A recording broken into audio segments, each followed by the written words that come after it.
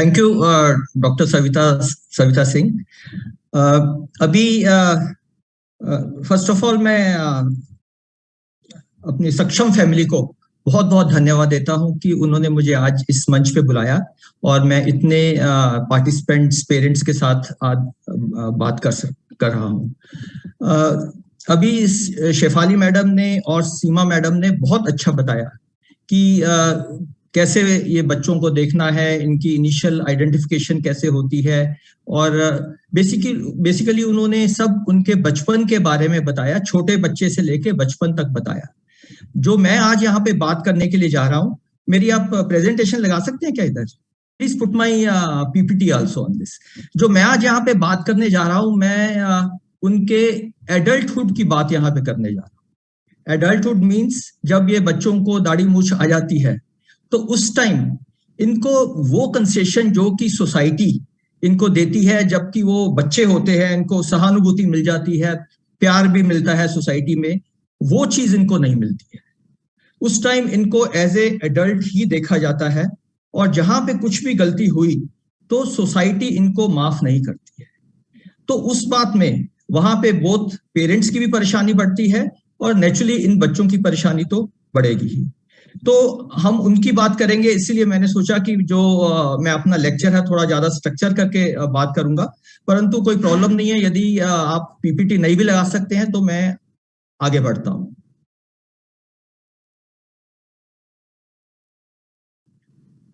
Sir 1 minute में आपकी PPT लग रही है। या ओके, थैंक यू।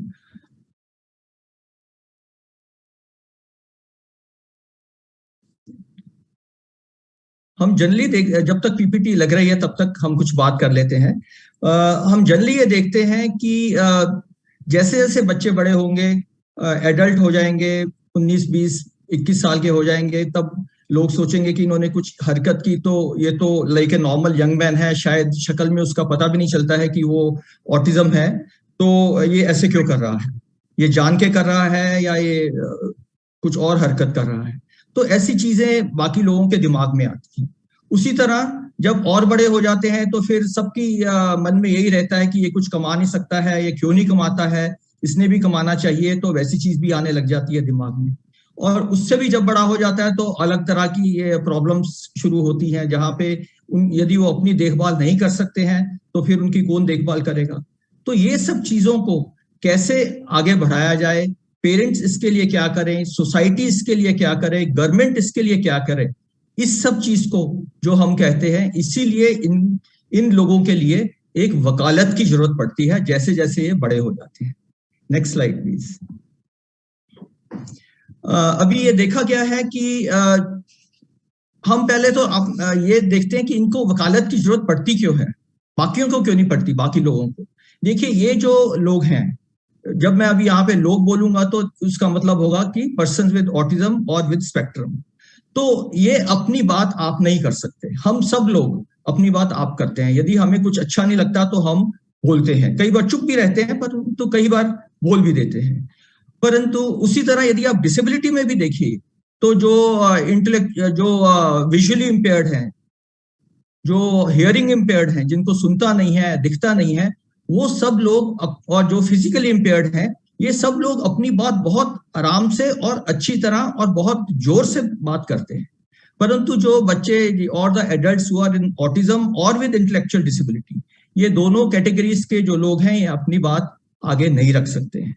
उसी तरह यदि आपने ये भी देखा होगा कि इनको एक स्ट्रॉन्ग सिक्योरिटी नेट की जरूरत पड़ती है। मैंने आपको शायद कई बार मैं दोहराता हूं कि ये पाया गया है एक पुलिस सर्वे में कि 80% of the drug peddlers in smaller cities are persons with either intellectual disability और विद ऑटिज्म, क्योंकि वो अपना ध्यान रख ही नहीं सकते। उनको ये नहीं पता कि कौन उनसे क्या काम करवा रहा है, और जब पकड़े जाते हैं तो पुलिस उनको पीट देती है।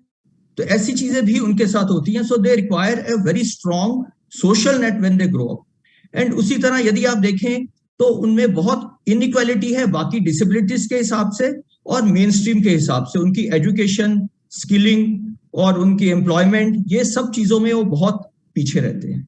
तो अभी एडवोकेसी का क्या मतलब है? एडवोकेसी कहती है कि crying babies get more milk. इसका मतलब यह है कि गवर्नमेंट ने हमारे लिए 2 कानून बनाए हैं। 1999 में उन्होंने एक नेशनल ट्रस्ट एक्ट बनाया और 2016 में उन्होंने rights of person with disability act बनाया। दोनों एक्ट में उन्होंने बहुत अच्छे, नेक्स्ट स्लाइड प्लीज, दोनों एक्ट्स में उन्होंने बहुत हमारे जो पर्सन विद डिसेबिलिटी है उनके लिए कई नियम बनाए, जिसमें उन्होंने बताया कि बाकी ये कंसेशन इनको मिलने चाहिए। एक यूएनसीआरपीडी में भी बताया गया कि जो पर्सन विद डिसेबिलिटी है उनको ऐसे ट्रीट करना चाहिए, इक्वालिटी होनी चाहिए, नॉन डिस्क्रिमिनेशन होनी चाहिए, उनकी एक्सप्लॉयटेशन नहीं होनी चाहिए। परंतु क्या है कि इन actual life that happens and that happens more often with person with autism or with intellectual disability। इसीलिए हमको एक बहुत स्ट्रॉन्ग एडवोकेसी करने की जरूरत है। Next slide please.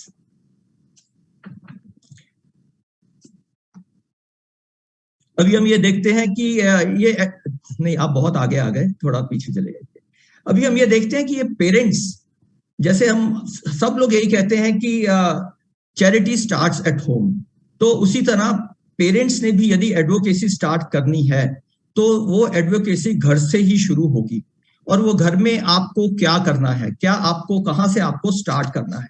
ये देखा गया है कि चाहे बच्चा छोटा हो या चाहे बच्चा बड़ा हो, coming to terms become a issue with the parents. Parents को ये रियलाइज करना कि ठीक है, ये मेरा बच्चा है और इसको इस चीज की मैं कमी नहीं कहूंगा, पर इस चीज में वो डिफरेंट है बाकी बच्चों के साथ, तो मुझे इसको उसी लिहाज से देखना है और उसी लिहाज से उसको पालना है, पोसना है और आगे लेके जाना है। हर बच्चे में, हर एडल्ट में एक पोटेंशियल होता है, उस पोटेंशियल को हमें उसको आगे लेके जाना है। ये चीज पेरेंट्स कर रहे हैं कि नहीं, तो ये एक बहुत इंपॉर्टेंट चीज रहती है। और दूसरी चीज जो उनको करनी पड़ती है कि जो डॉक्यूमेंटेशन है, जो आपका द पर्सन विद डिसेबिलिटी, चाहे वो ऑटिज्म हो या इंटेलेक्चुअल डिसेबिलिटी हो, उसके लिए डॉक्यूमेंटेशन बहुत इंपॉर्टेंट रहती है। ये स्लाइड में आपको पूरा दिखाऊंगा कि डॉक्यूमेंटेशन में क्या क्या रहना चाहिए। थर्ड, हम कहते हैं कि ये तो बोला कि पेरेंट्स अपने आप को प्रिपेयर कर रहे हैं अपने बच्चे की वकालत के लिए। Next they are doing is they are pushing same वकालत को, अभी वो थोड़ा सा आगे बढ़ाने की कोशिश कर रहे हैं। उसमें वो उनको देखना है कि उनके बच्चे की क्या स्ट्रेंथ है और उस स्ट्रेंथ के लिए क्या अपॉर्चुनिटी है उस कम्युनिटी के अंदर, जहां पे भी आप रह रहे हैं, चाहे आप बॉम्बे में रह रहे हैं या आप दिल्ली में रह रहे हैं या एक गांव में रह रहे हैं, जहां पे भी रहते हैं कुछ अपॉर्चुनिटीज होती है, कम्युनिटी आपको कुछ अपॉर्चुनिटीज ऑफर करती है। तो उन अपॉर्चुनिटीज को आपका बच्चा कैसे यूज कर सकता है, चाहे वो बच्चा है चाहे वो एडल्ट है, उसमें वो कैसे आगे बढ़ेगा, वो एक चीज देखने की बहुत जरूरत पड़ती है।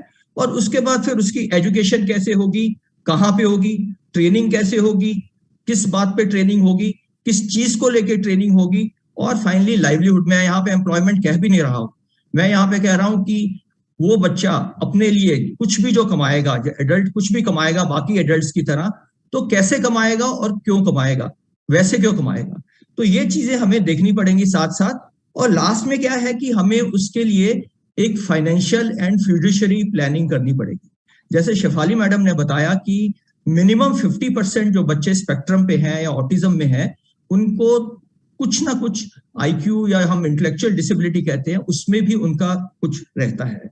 उससे उनकी लर्निंग डिसेबिलिटी रहती है और उसमें वो अपना इंडिपेंडेंटली अच्छी तरह ध्यान नहीं दे सकते।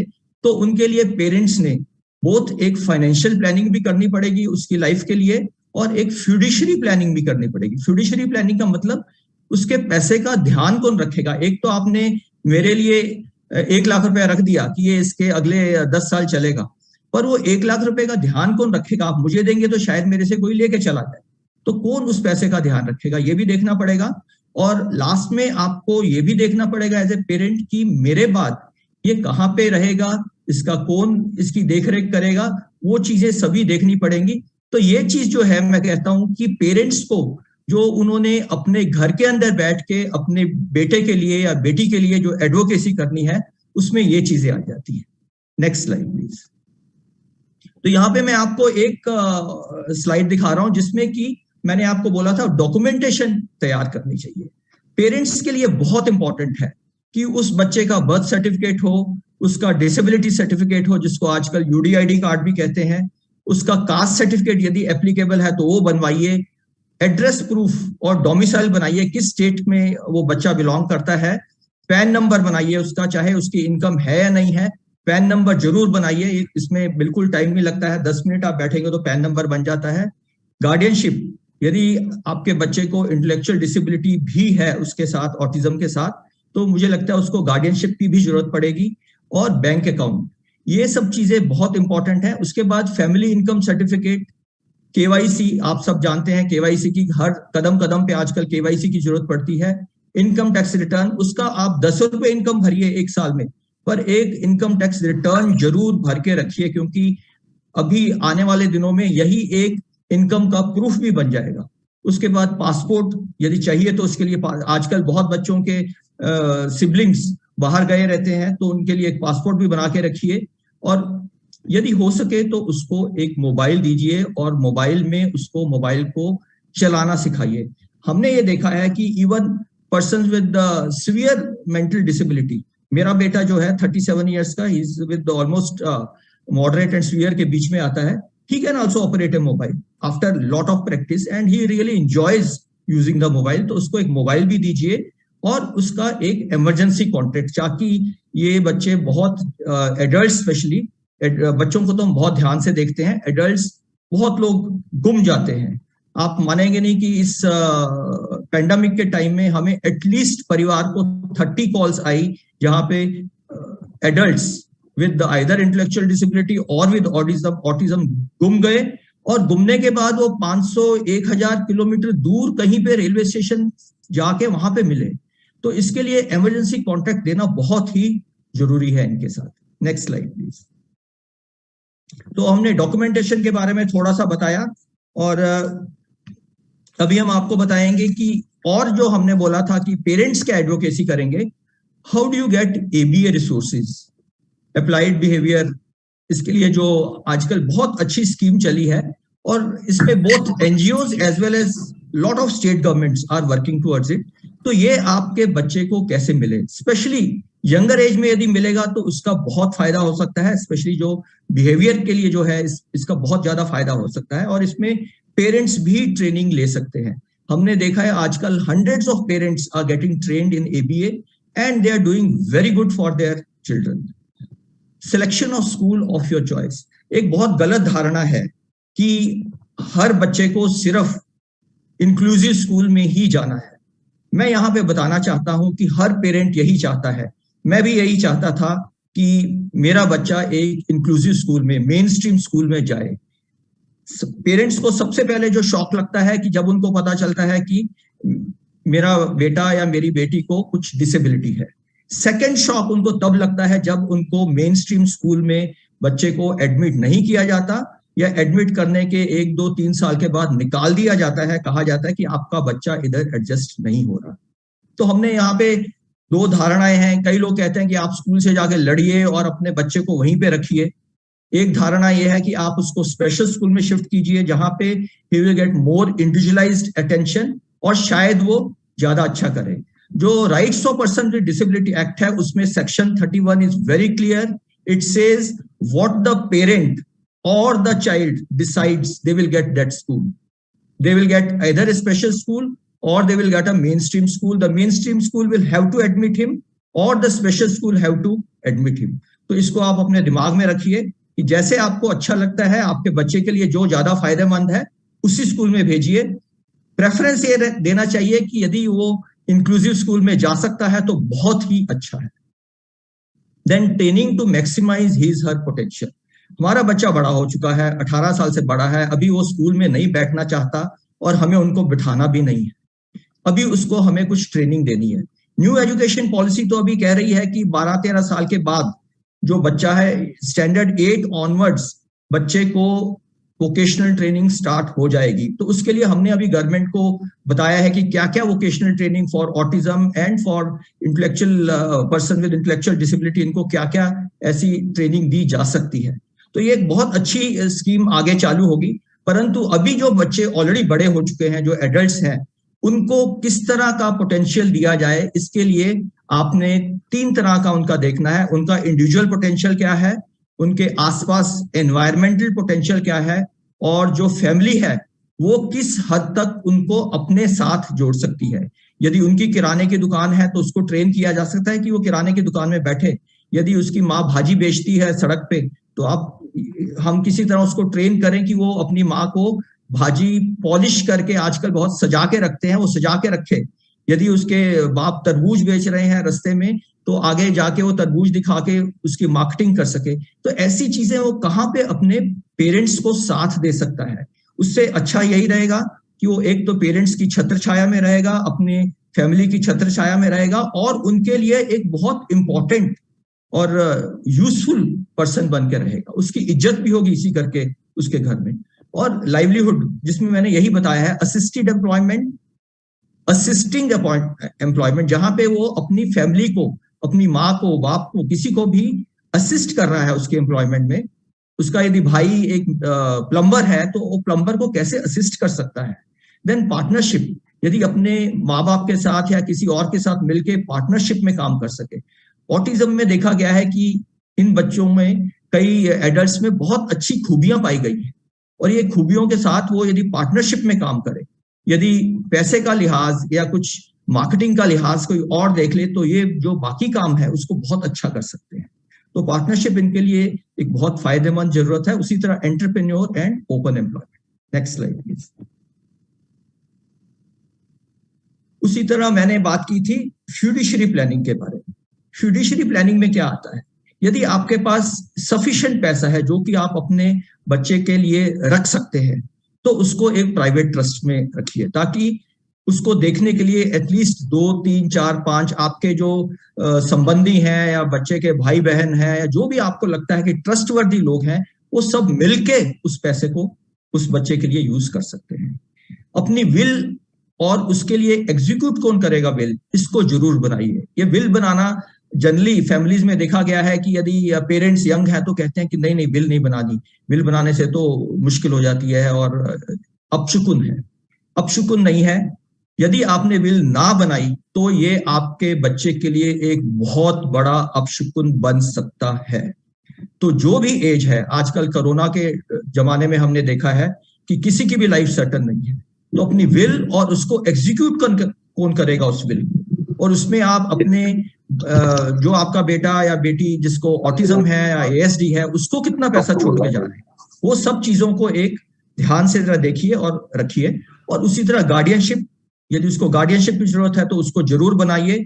उसमें एक LLC होती है हर एक डिस्ट्रिक्ट में, वो LLC में जाके आपको थोड़ा सा पुश करना पड़ेगा, पर गार्डियनशिप मिल जाएगी। देन उसकी फिक्स्ड एसेट्स और इन्वेस्टमेंट्स को कौन लुक आफ्टर करेगा। यदि आपने प्राइवेट ट्रस्ट नहीं बनाया किसी भी कारण से, तो उसके लिए आपको किसी ना किसी को एक उत्तरदायित्व देना पड़ेगा।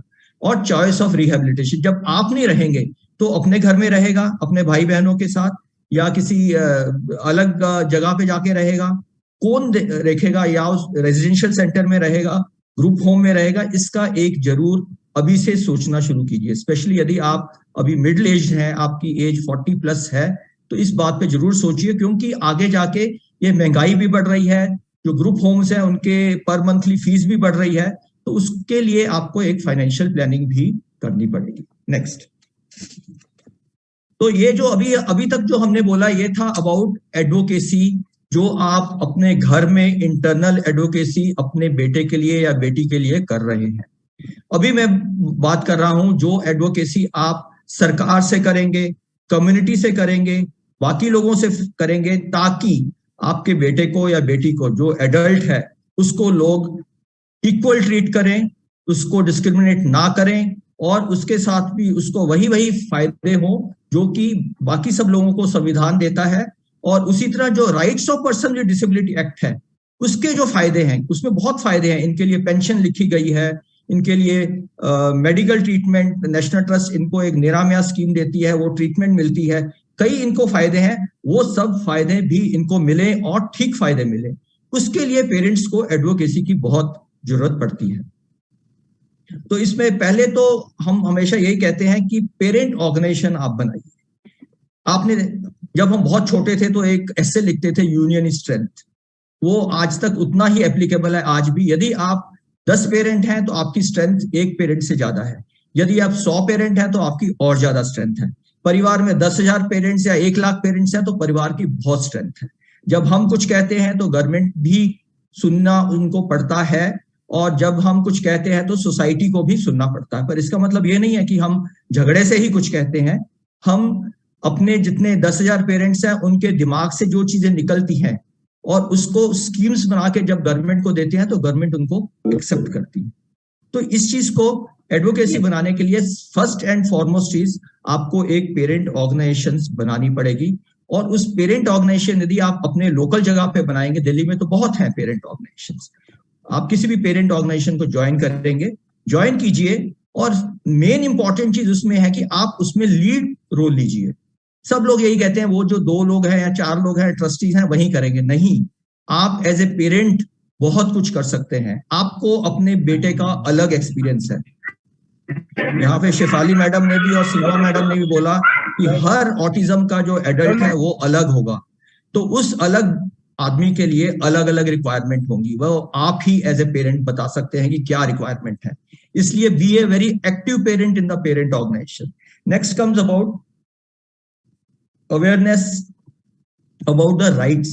यदि आपको मालूम है कि आपके बेटे के राइट्स क्या है, जो rights of person with disability, उसमें क्या क्या लिखा गया है इनके लिए, इनकी 1% इनकी जॉब्स में इनको दी गई है, 5% इनको हायर एजुकेशन में इनको दिया गया है, कई चीजें हैं। यदि डीडीए में यदि घर अलॉट होते हैं तो 5% उसमें पर्सन विद डिसेबिलिटी को रखे गए हैं।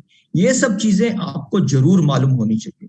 इनको कहाँ पे क्या क्या कंसेशंस मिल रहे हैं और क्या क्या इनको और प्रोविजंस हैं। तो इसको यदि आप, बहुत लेक्चर चलते रहते हैं, परिवार तो हर महीने 1-1, 2-2 लेक्चर्स इस बारे में करते रहते हैं। तो आप यदि किसी भी पेरेंट ऑर्गेनाइजेशन को ज्वाइन करेंगे तो आप इन सब चीजों को समझ सकते हैं और कैसे अपने बेटों के लिए यूज कर सकते हैं। एक चीज और ध्यान में रखिए, शायद आपकी इकोनॉमिक कंडीशन अच्छी है, आप चाहते हैं कि मुझे ये कंसेशन नहीं चाहिए, पर ये आपको नहीं चाहिए, ये आपके बेटे को या बेटी को चाहिए, ये ध्यान में रखिए।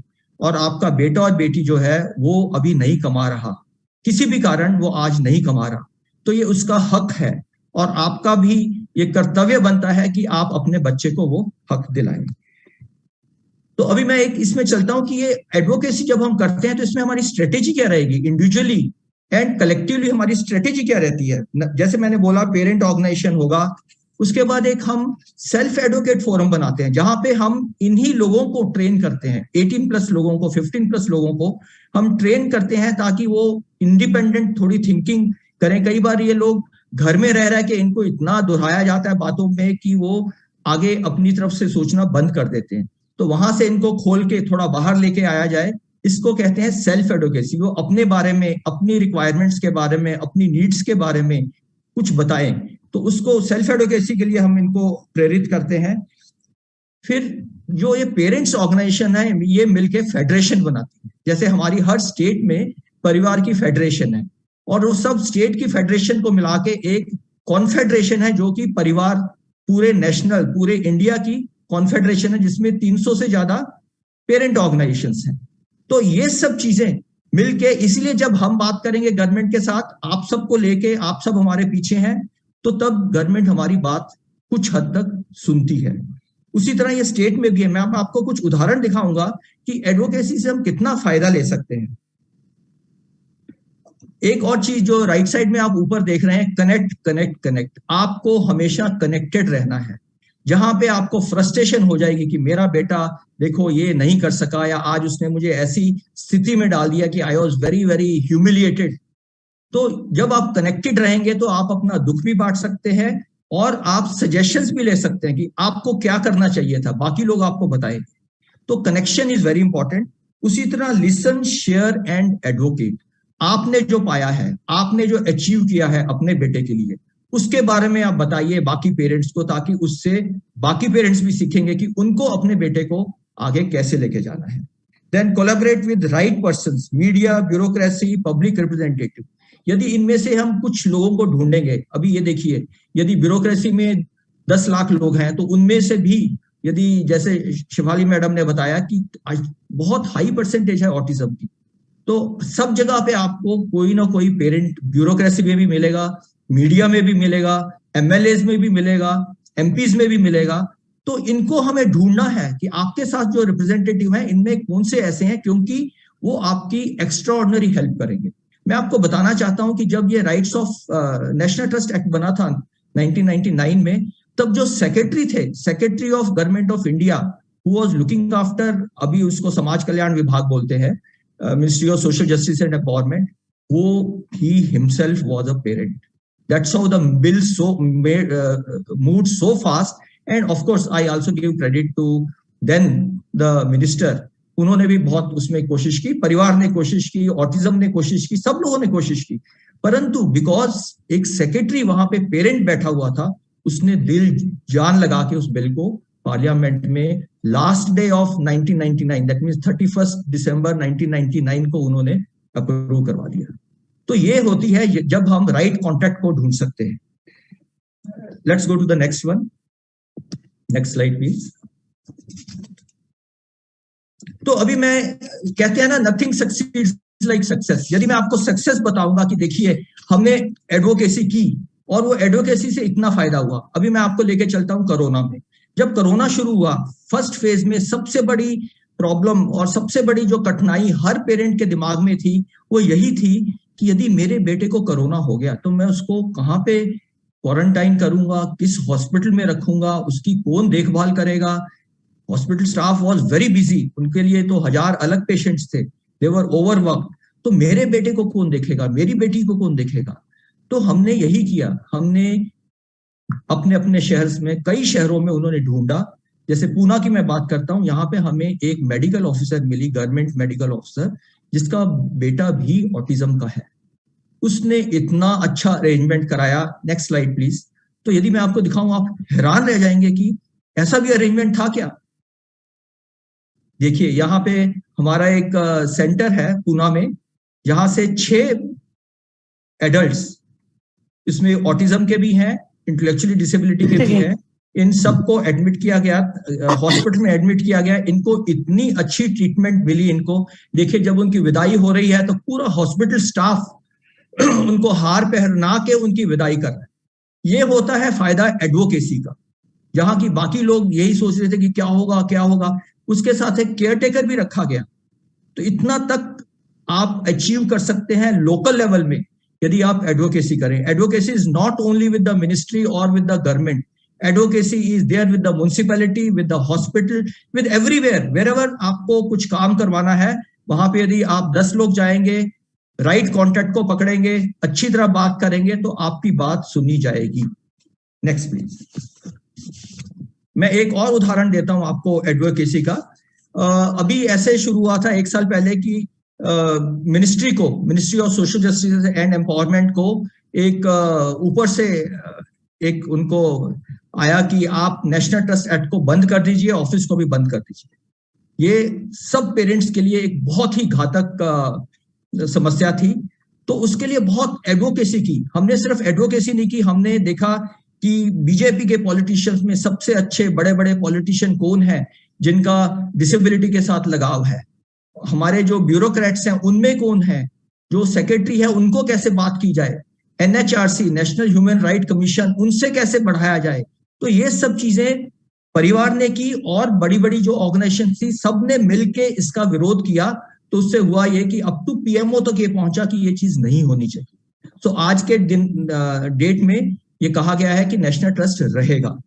तो मैं ये कह रहा हूं कि एडवोकेसी आपको अपने घर के लेवल पे भी करनी है, अपने लोकल लेवल पे भी करनी है, सिटी के लेवल पे भी करनी है, म्युनिसिपैलिटी के लेवल पे करनी है और भारत सरकार के लेवल पे भी करनी है। और ये सब एडवोकेसी हम, नेक्स्ट स्लाइड प्लीज, ये सब एडवोकेसी हम सब पेरेंट्स मिलके करेंगे। और वो मिलके करने के लिए हम हैं आपके साथ, Parivaar national confederation of parents organisation, और हम सब मिलके ये एडवोकेसी करेंगे और अपने बच्चों को, अपने एडल्ट्स को मैक्सिमम जो उनको फायदा हो सकता है ताकि वो आगे भी बढ़े और उनको सरकार से जो फायदे हैं वो भी मिलते रहें, वो करेंगे। धन्यवाद।